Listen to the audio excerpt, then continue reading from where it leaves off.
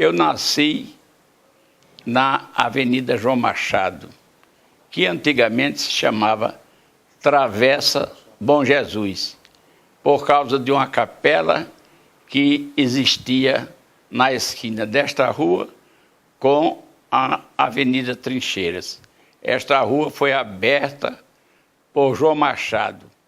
Ali, na Igreja Bom Jesus, que atualmente é a Igreja de Lourdes, era onde terminava a cidade. E até Recife se ia através de trilhas. Com a abertura da rua e a urbanização, papai mudou-se para esta rua e nós fomos morar na casa de número 814. Eu nasci pela uma madrugada fria, segundo minha mãe disse, às 2h30 do dia 25 de janeiro de 1933. Fiz o meu curso primário em diversos grupos, entre os quais o grupo Santo Antônio, em Jaguaribe, onde eu tive o prazer de conhecer o meu atual colega de turma, homem brilhante e inteligente, chamado professor Genival Veloso de França, e onde tive como primeira professora uma senhora magrinha, que era estudante, de nome Oneide. O segmento do curso primário foi feito no colégio, no grupo escolar Dom Pedro II, na Avenida Trincheiras, e também no grupo escolar Isabel Maria das Neves, na Avenida João Machado. Houve uma parte em que eu estudei, o restante do primário, no Colégio José Bonifácio, cuja professora era a senhora Adélia Morim, que tinha um sobrenome chamado pelos colegas de Adélia Calungão, em função do apelido do marido. Eu estudei com a professora Ernestina. Estava jogando bola e, numa rebatida, a bola caiu numa escolinha que ela tinha no fundo do quintal, junto com duas filhas, Lúcia e Vicentina.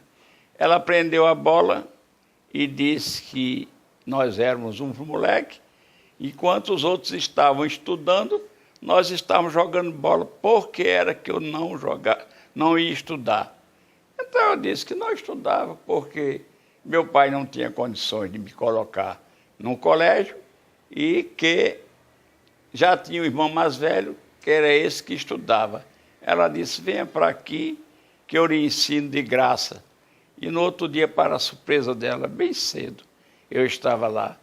Ela fez comigo um teste, botou uns gansos pegando um menino que estava pulando uma cerca para tirar uma bola, e eu fiz uma excelente descrição, passou algumas contas de aritmética, fez um ditado, e assim eu estudei a admissão lá.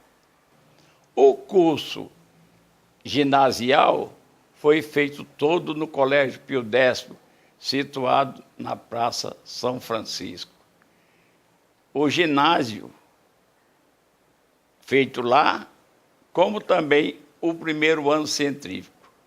O Colégio Pio X estava em mudança para a Praça da Independência, encerrou o curso científico, então eu tive que ser transferido para o Colégio Estadual da Paraíba, ou seja, o Liceu Paraibano. Terminei o segundo ano lá e quando o Pio X voltou a ter o curso científico, eu terminei o terceiro ano científico no Colégio Pio X.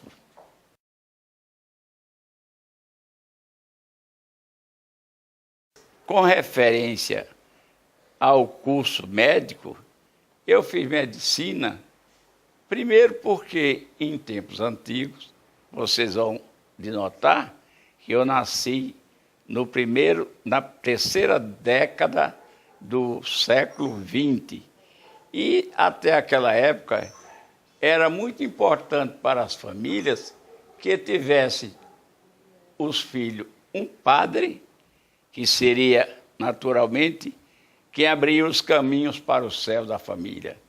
Tivesse um militar, que seria o elo de junção entre os poderes governamentais, e um médico para tratar suas doenças. Desde aí, eu comecei a sentir os pendores pela medicina, que se acrescentaram e mais se avolumaram com as doenças que meu pai tinha. E principalmente porque eu, visitando a maternidade Frei Martinho, vi no pórtico de entrada uma frase que me tocou profundamente, que seria esta: o médico é o reflexo de Deus na esperança dos que sofrem, escrita pelo ilustre professor Lauro dos Guimarães Vanderlei. Outra frase que me tocou muito e serviu com que eu aceitasse ir para ficar no Exército foi quando eu vi também, no 15º Regimento de Infantaria, uma frase escrita do seguinte teor: aqui se aprende a amar o Brasil. Então, dito isto, eu escolhi medicina por isso e me senti muito feliz em ser médico. Primeiro porque tratei o meu pai, que foi sempre o meu ídolo, o meu fã, o meu paizão. Segundo, porque tive a oportunidade de servir operando a cunhada, a irmãs, e culminando com parte de minha filha, vindo através dos meus braços, numa operação cesariana, as minhas lindas e queridas netas.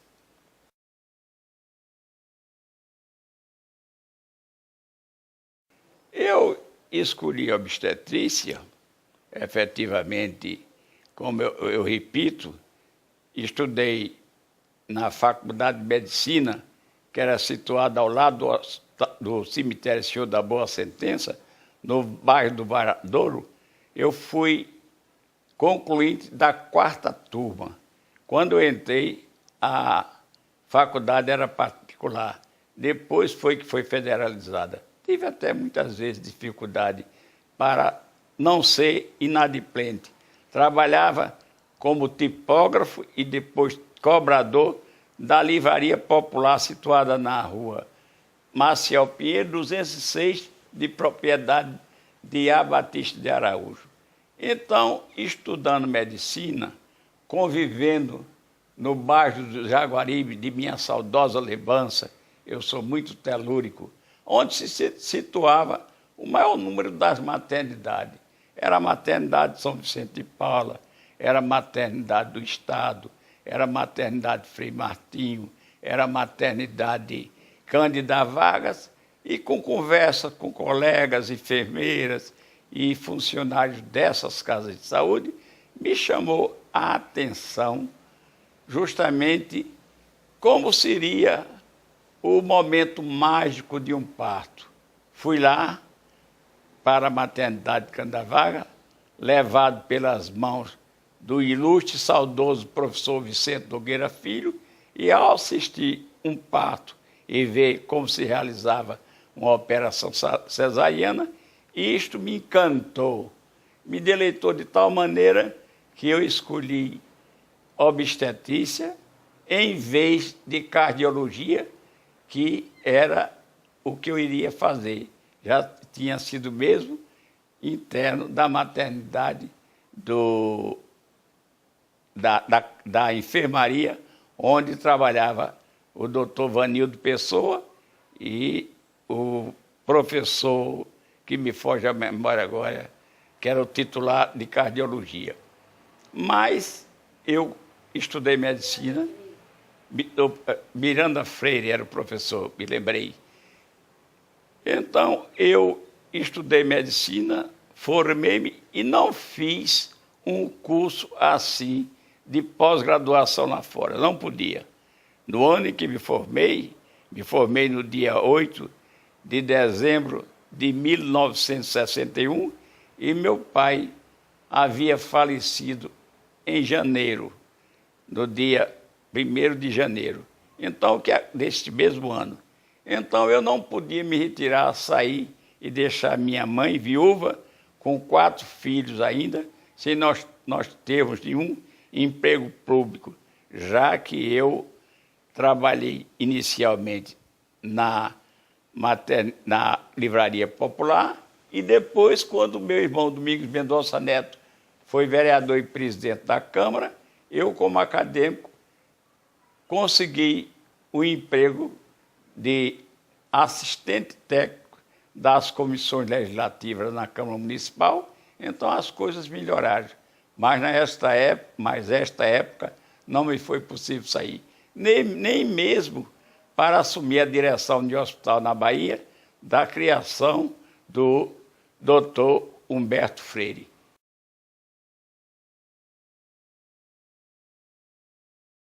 A maternidade Candavaga foi tudo para mim, foi meu segundo lar.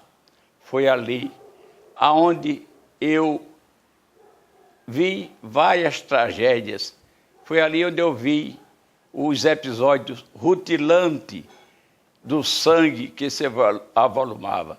Foi ali que eu pude conhecer a beleza do parto, o milagre do parto, o nascimento, coisa bela que Deus fez na vida. Considero a maternidade Candavaga, aonde eu passei grande parte da minha vida, porque entrei ali em função de morar vizinho, bem próximo, a menos de 300 metros, na rua Alberto Brito 346, o Pequeno Céu, a minha segunda casa, como já disse. Danilo de Alencar Carvalho Luna está no pedestal de minha memória como um homem exponencial. O professor Danilo Luna, professor titular de obstetrícia da Universidade Federal da Paraíba, era um homem simples, nasceu em berço simples, filho de um telegrafista e nascido na cidade de Mamanguape. Estudou com dificuldade, financiado pelo seu irmão mais velho, Valdemar, que trabalhava no Banco do Brasil. Foi professor de obstetrícia e uma figura exponencial.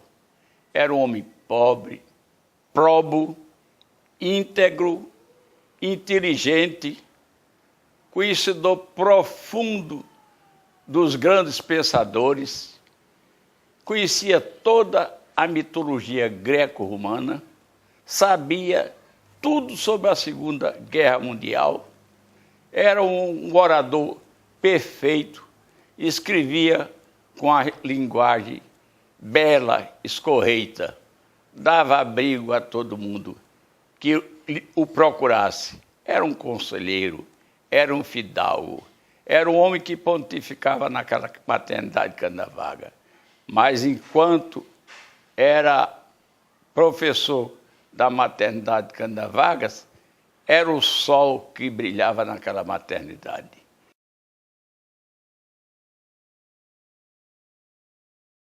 Eu entrei na maternidade Candavaga levado pelo professor Nogueira e o professor Danilo. Comecei como instrutor de ensino. Já conhecia aqueles médicos, muitos, a cidade era pequena na época, tinha pouco mais do que 50 mil habitantes, todos se conheciam.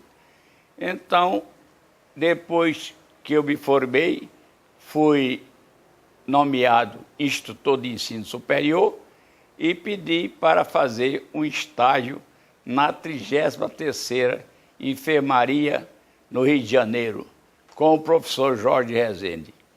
Lá eu vi que a execução da cesariana era completamente diferente da que se fazia aqui. Então, retornando à maternidade Candavaga, passei a executar a cesariana com a incisão transversa, chamada Lafanestil. Era uma incisão que precisava um pouco de esmero. Foi combatido na época, dizia que era uma operação cosmética, era uma operação somente para atrair clientes para a clínica privada, mas hoje em dia a operação com incisão de Lafanestil é feita em todo o mundo. Eu quase que morava na Canda Vaga, porque tirava plantão de vários médicos, tomava café, almoçava e jantava lá.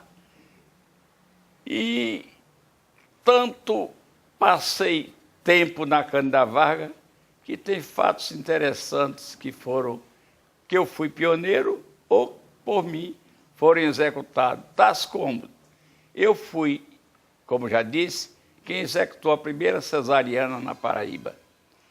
Eu fui quem administrou pela primeira vez, junto com o professor José Clementino, corticoide para maturidade fetal. Nós tínhamos lido um trabalho numa revista do King College da Inglaterra e fizemos isso.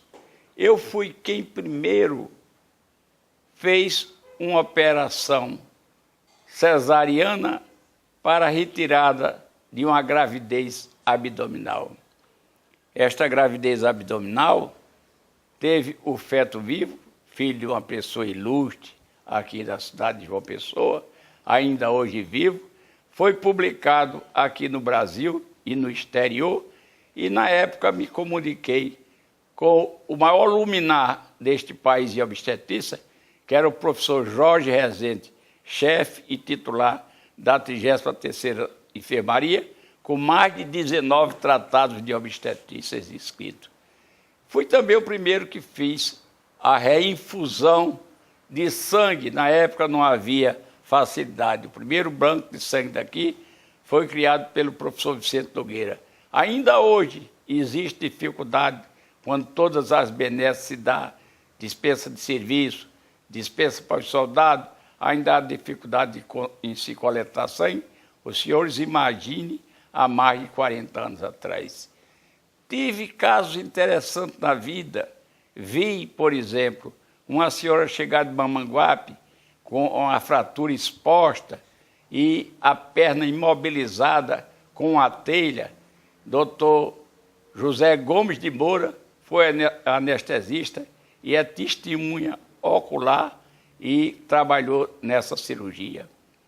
Vi casos interessantes quando trabalhei no Sandu em Sapé, uma paciente chegar, madrugada dentro, montada na garupa de um cavalo, com uma placenta interna, só o cordão umbilical do lado de fora, e eu tive que fazer a extração. Vi outro caso também muito interessante da Canda Vaga. Uma paciente teve uma alucinação durante um trabalho de parto, pulou do primeiro andar, saiu correndo até próximo, uns 300 metros, caiu debaixo de um jambeiro na rua Francisca Moura, e então ela, recolhida pelos estudantes, quando chegou à maternidade, entrou em choque. Nós fizemos a abertura do útero, que havia sido roto, e tiramos o feto vivo e salvamos a paciente. Essas e outras coisas nós temos na lembrança. Guardo na memória também uma paciente que me procurou, já em idade avançada, dizendo que estava grávida, e não era gravidez. Era um tumor de ovário. Esse tumor pesou 18 quilos. Eu fiz a retirada junto com o doutor Josvaldo Ataíde, e o doutor Antônio de Araújo Ramos foi quem deu a anestesia, e auxiliado também pelo doutor Marcílio Massaí. Ainda há pouco, quando eu falava em algumas coisas, das quais, não com orgulho, mas com satisfação, eu tenho a dizer é o seguinte: eu fui o primeiro livre docente de obstetrícia aqui do estado, sendo aprovado em primeiro lugar. Fui também o primeiro professor titular, até hoje não houve outro concurso, apesar de eu estar aposentado, titular de obstetrícia. Quem lançou a primeira revista exclusivamente de obstetrícia foi uma revista de tocoginecologia, que era impressa nas gráficas da cidade universitária, sob os auspícios do nosso departamento. Fui também quem escreveu o primeiro livro exclusivamente de obstetrícia, em colaboração com vários outros renomados obstetras e escritores, que foi Obstetrícia, Protocolos de Diagnóstico e Tratamento. Eu devo ter escrito trabalhos científicos, eu acho que devo estar beirando a casa dos 300 ou 400 trabalhos, e com os 8 livros exclusivamente científicos. Entrei na universidade e como professor com muita satisfação. E nesta época eu também exercia a clínica privada. Meu primeiro consultório foi no primeiro andar, na Praça João Pessoa, ali onde era o escritório da Varig. Dali, então, eu comprei uma sala no edifício 5 de agosto e, na época, talvez porque eu era muito conhecido, tinha famílias políticas e, sem falsa modéstia, pelo meu desempenho diuturno na maternidade escola, que era a maternidade Candavaga, conhecida pela formação de grandes profissionais que se distinguiram em todo o país, eu tinha uma clientela, tanto eu quanto minha esposa, uma vasta clientela, que ia madrugada dentro. Tereza, minha esposa, muitas vezes gestante, quase em dias de dar à luz, ficava até 1 hora, 2 horas da madrugada atendendo as pacientes. E por falar em Tereza, vou abrir um parêntese para dizer que Tereza foi a primeira que instalou um serviço de colpocitologia aqui. Nesta época, ela tinha feito um estágio no Hospital Garfeguille e no Hospital Moncorvo Filho, no Rio de Janeiro. Voltando aqui, ela instalou o serviço de citologia, que não existia citologia aqui, principalmente chamado colpocitologia, que é justamente a citologia da cavidade vaginal. Na época, era diretor da faculdade o professor Atílio Rota, o titular de obstetrícia era o professor Danilo de Alencar Carvalho Luna, e o titular de ginecologia era o professor Lauro dos Guimarães Vanderlei. O governo, os órgãos públicos, notadamente o INPS, só em 1987 foi que instalou o primeiro serviço de colpocitologia, onde tinha seu ambulatório na Feira da Primavera.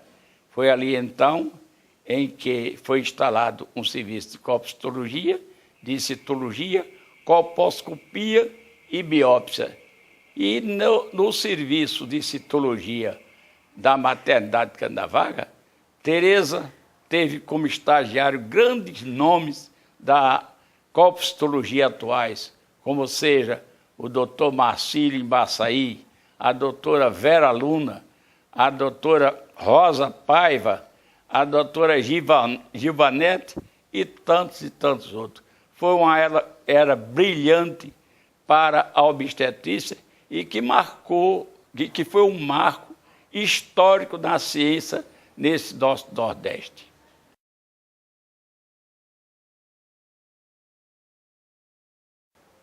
Eu tive uma atividade política, posso assim dizer, forçado pelas circunstâncias.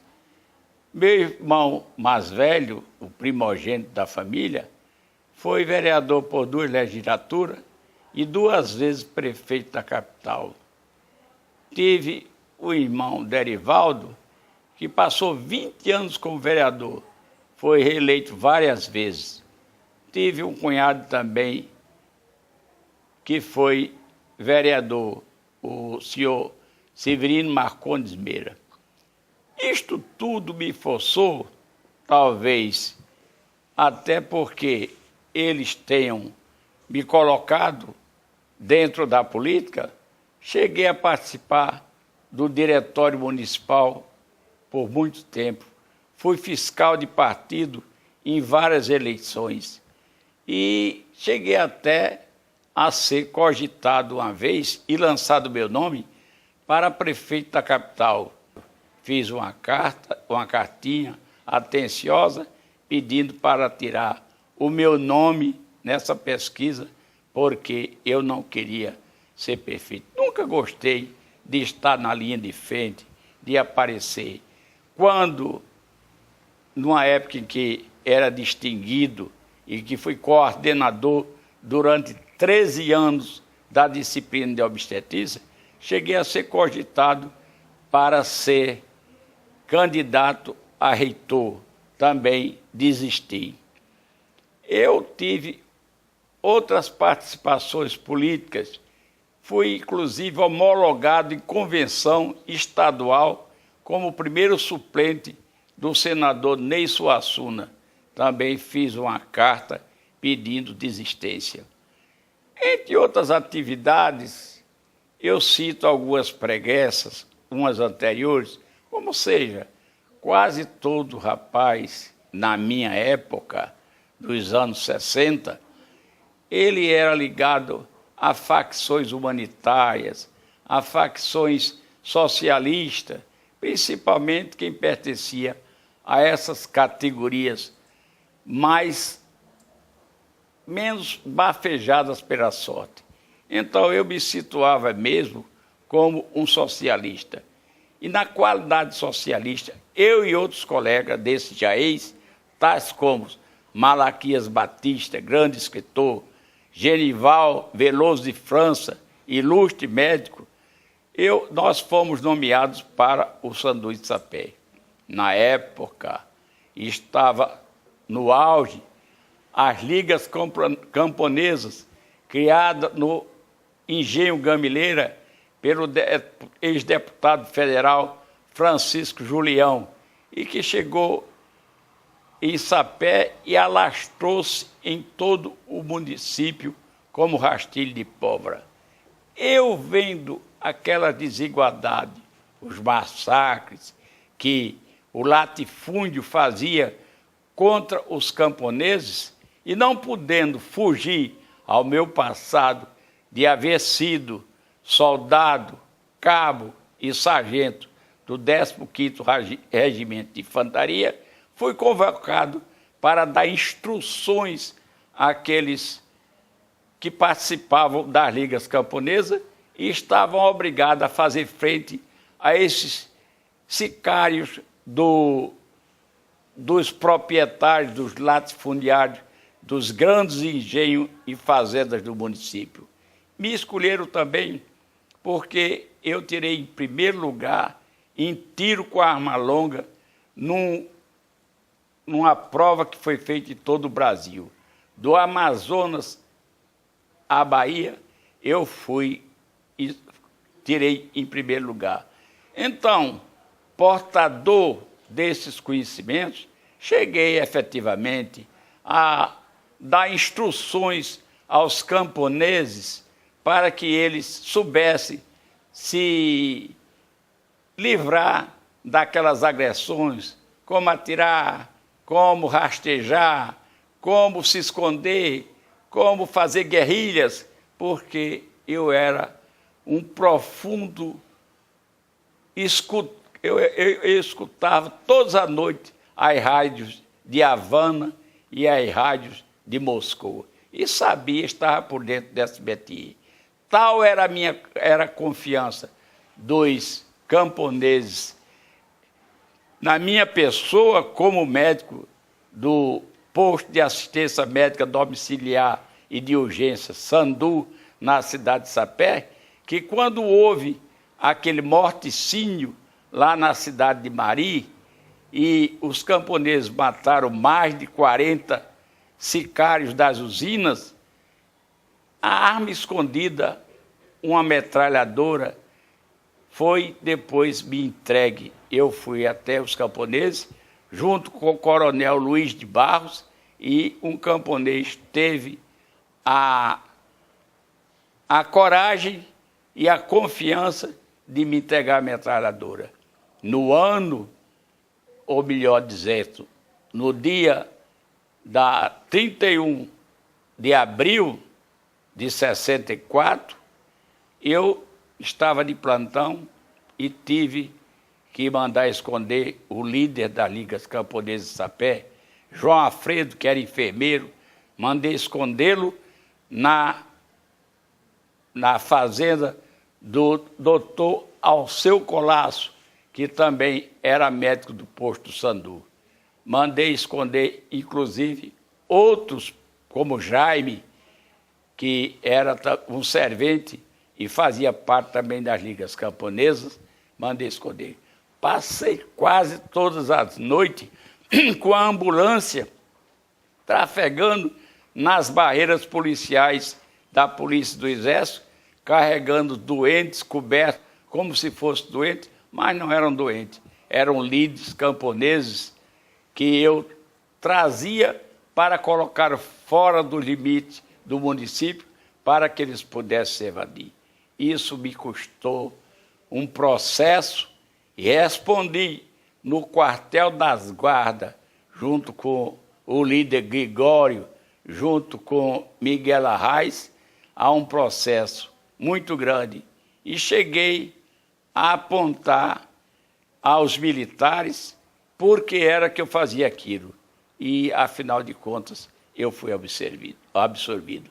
A minha passagem pela cidade de Sapé, saudosa cidade de Sapé, berço da cana-de-açúcar, lugar que eu tenho gravado no fundo de minha memória grandes lembranças, belas lembranças daquela época em que fui médico e atendia a classe pobre, muitas vezes chegando de jipe à margem de rios e tendo que atravessá-los a cavalo, ou muitas vezes até mesmo nadando a pé para atender do outro lado.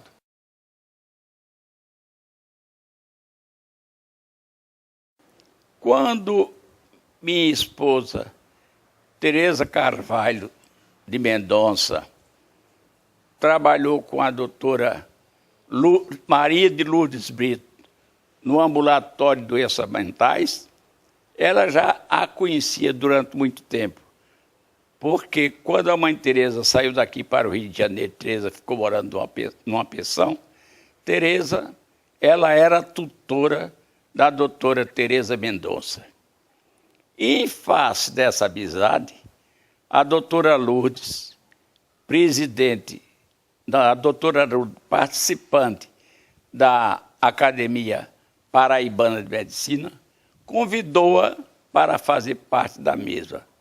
Na época, era presidente da academia o professor, o meu nome, meu Deus, aquele que era de cabelo branco, Eugênio Carvalho Júnior. Isto foi no ano de 1991. Tereza ia várias vezes à academia e eu ficava só em casa. E às vezes eu ia levá-la, ia buscar, sem fazer parte da mesma. Só 9 anos depois, em 1999, quando era presidente da Academia Paraibana de Medicina, foi que a doutora Lourdes fez um convite a mim para que fizesse parte integrante da academia. Eu aceitei. Eu, hoje em dia, me acho perfeitamente realizado. Aposentado, não fiquei encostado. Vivo cada vez mais amando os livros, lendo os grandes pensadores, escrevendo algumas memórias, algumas poesias. E se morto hoje eu fosse e tivesse que renunciar e escolher nova profissão, escolheria ser médico. Eu daria, antes de morrer, um conselho aos médicos de hoje e principalmente aos jovens estudantes de medicina. Sejam humanistas, sejam ligados ao sofrimento do pobre, ao sofrimento alheio. Não visem